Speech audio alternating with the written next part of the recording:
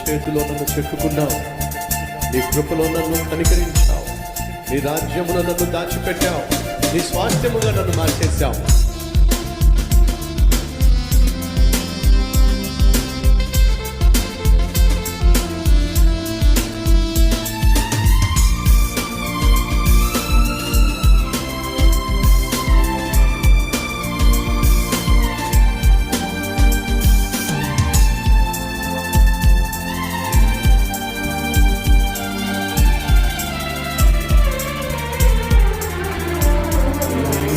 చేతిలో నన్ను చెక్కుకున్నావు, నీ కృపలో నన్ను కనికరించావు. మరొకసారి నీ అరచేతిలో నన్ను చెక్కుకున్నావు, నీ కృపలో నన్ను కనికరించావు. నీ రాజ్యంలో నన్ను దాచి ఉంచావు, నీ స్వాస్థ్యముగా నన్ను మార్చివేశావు. నీ రాజ్యములో నన్ను దాచి ఉంచావు, నీ స్వాస్థ్యముగా నన్ను మార్చివేశావు. ఎంత ప్రేమ!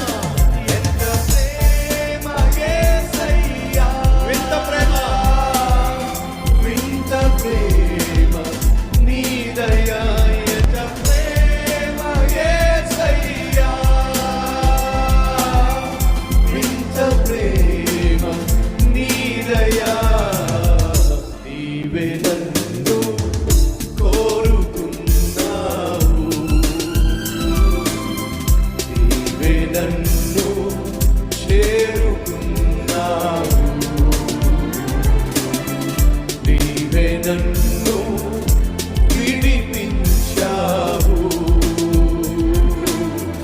నీవే నన్ను విడువనన్నావు.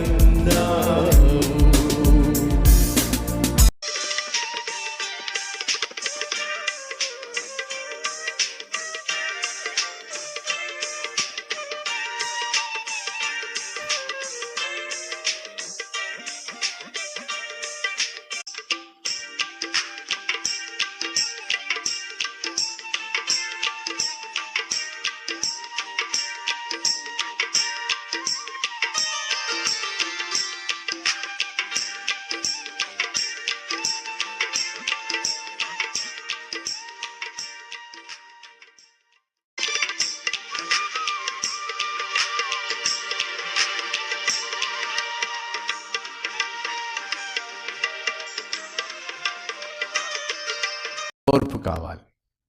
ఈ విషయాన్ని ఎప్పుడు మర్చిపోకండి. నువ్వు ఏ పని చేసినా సరే, మరలా చెప్తున్నా, ఇంటి పని, వంట పని చేసినా, కుటుంబాన్ని కట్టేటటువంటి పని చేసినా, పిల్లలను పెంచేటటువంటి పని చేసినా ఓర్పు కావాలి. నువ్వు పతివా, నువ్వు పత్నివా, అయితే ఓర్పు కావాలి. పతి అంటే ఏమిటి, పత్ని అంటే ఏమిటి చెప్పండి. పతి అంటే ఏమండి భర్త, పత్ని అంటే భార్య. నువ్వు భర్తవైనా భార్యవైనా ఏం కావాలి? ఓర్పు కావాలి, సహనం కావాలి. ఓర్పు సహనంతోనే నీ కుటుంబం కట్టబడుతుంది. ఈ విషయాన్ని మర్చిపోకండి. ఓర్పు సహనంతోనే నీ కష్టాలు తొలగించబడతాయి, నీ కన్నీరు తుడిచివేయబడుతుంది. మర్చిపోకండి. హన్న ఆత్మీయురాలు, తన భర్త మంచివాడు, కానీ పిల్లలు పుట్టకపోయేసరికి భర్త నిర్ణయం తీసుకున్నాడు. హన్నా వల్ల నాకు పిల్లలు పుట్టడం లేదు గనుక, నాకంటూ వారసుడు ఉండాలి గనుక తొందరపాటు నిర్ణయం తీసుకున్నాడు. పెనిన్నా అనేటటువంటి ఒక స్త్రీని పెళ్లి చేసుకున్నాడు. హన్నా ఎంత తల్లడిల్లిపోయి ఉంటుందో. నాకు పిల్లలు లేరు కాబట్టేగా నా భర్త ఈ నిర్ణయం తీసుకున్నాడు. తల్లడిల్లిపోయి ఉంటుంది, అల్లాడిపోయి ఉంటుంది. అదే సమయంలో మర్చిపోకండి, హన్నాకు పిల్లలు లేరని అక్కడున్నటువంటి ఎల్కానా ఎప్పుడైనా తోలనాడినట్టుగా కానీ గాయపరిచినట్టుగా కానీ ఎక్కడ మనకు కనిపించదు. పైపెచ్చు బిడ్డలు పుట్టకపోయినా, బిడ్డల్ని కనకపోయినా హన్నాను ఎల్కానా బహుగా ప్రేమించాడు. ఈరోజు మనలో కొంతమందికి బిడ్డలు లేరు. దాన్ని దురదృష్టంగా భావించకండి.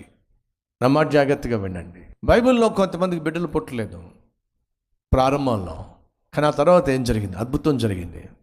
చెప్తాను. అబ్రహాముకు వెంటనే పిల్లలు పుట్టలా, ఆలస్యంగానే పిల్లలు పుట్టారు. కానీ ఎలాంటి పిల్లవాడు పుట్టాడో తెలుసా? వాగ్దాన పుత్రునిగా ఇస్సాకు పుట్టాడు. యాకోబుకు రాహేలుకు పిల్లలు పుట్టలేదు. ఎంతో ప్రార్థన చేయగా పిల్లలు పుట్టారు. ఎవరో చెప్పండి? సహోదరులందరికంటే శ్రేష్టమైన వాడు, కుమారులందరికంటే శ్రేష్టమైన వాడు ఎవరు? యోసేపు. యోసేపు పుట్టాడు. హన్నాకు చాలా కాలం పిల్లలు పుట్టలా. ప్రార్థన ఫలితంగా కుమారుడు పుట్టాడు. ఎవరా కుమారుడు? సమూయేలు. ఎవరి సమూయేలు? చివరి న్యాయాధిపతి, అద్భుతమైన ప్రవక్త, మొట్టమొదటి ప్రవక్త, అంతేకాకుండా గొప్ప యాజకుడు. 3 అద్భుతమైనటువంటి పరిచర్యలు చేసిన వాడు సమూయేలు జన్మించాడు. మనోహ భార్య, గొప్ప ఆత్మీయులు, పాపిష్టి ప్రపంచంలో పరిశుద్ధంగాను ప్రార్థనాపరులుగాను ప్రభు బిడ్డలుగాను జీవించారు. పిల్లలు లేరండి, కానీ ప్రార్థన చేశారు. జవాబు ఆలస్యంగా వచ్చింది, కానీ ప్రపంచంలోనే బహుబలార్జుడైనటువంటి సంసోను జన్మించాడు. ఎలిజబెత్, జకరియా సమస్త న్యాయ విధులను చక్కగా నిర్వర్తించినటువంటి ఆత్మీయులు వృద్ధాప్యానికి వచ్చేశారు, కానీ ప్రార్థన మాత్రం మానల. జకరియా, నీ ప్రార్థన వినబడినదే, నీకు కుమారుణ్ణి అనుగ్రహించబోతున్నాను, అతని పేరు యోహాను. బాప్తిజమిచ్చు యోహాను. బైబిల్లో మాట చూస్తాం, స్త్రీలు కనిన వారిలో బాప్తిజమిచ్చు యోహాను వంటి వాడు మరొకడు లేడు. ఇప్పుడు ఒక్కసారి నూతన నిబంధన నుంచి పాత నిబంధనకి వెళ్ళి ఒక్కసారి చూద్దాం. ప్రార్థన ద్వారా పుట్టినటువంటి పిల్లలు ఎలా దేవుని కొరకు రోషం కలిగి జీవించారో. అంటే అబ్రహాము కావచ్చు, ఇస్సాకుకు జన్మనిచ్చాడు. ఇస్సాకు కావచ్చు, యాకోబుకు జన్మనిచ్చాడు. యాకోబు కూడా ఆలస్యంగానే పుట్టాడు. యోసేపు ఆలస్యంగానే పుట్టాడు. సంసోను ఆలస్యంగానే పుట్టాడు. సమూయేలు ఆలస్యంగానే పుట్టాడు. యోహాను ఆలస్యంగానే పుట్టాడు. కానీ వీళ్ళందరూ కూడా ప్రపంచాన్ని ప్రభావితం చేసిన ప్రభు సాక్షులుగా కనిపిస్తున్నారు. సహోదరుడా, సహోదరి, ఈరోజు నీకు పిల్లలు లేరని, పిల్లలు పుట్టలేదని భార్యను ద్వేషించు మాకు, భార్యను వేధించు మాకు, విసిగించు మాకు. విడాకులు ఇచ్చేస్తాను, వేరుగా ఉంటాను అని చెప్పి దయచేసి వేధించొద్దని ప్రభు పేట మనం చేస్తున్నాను.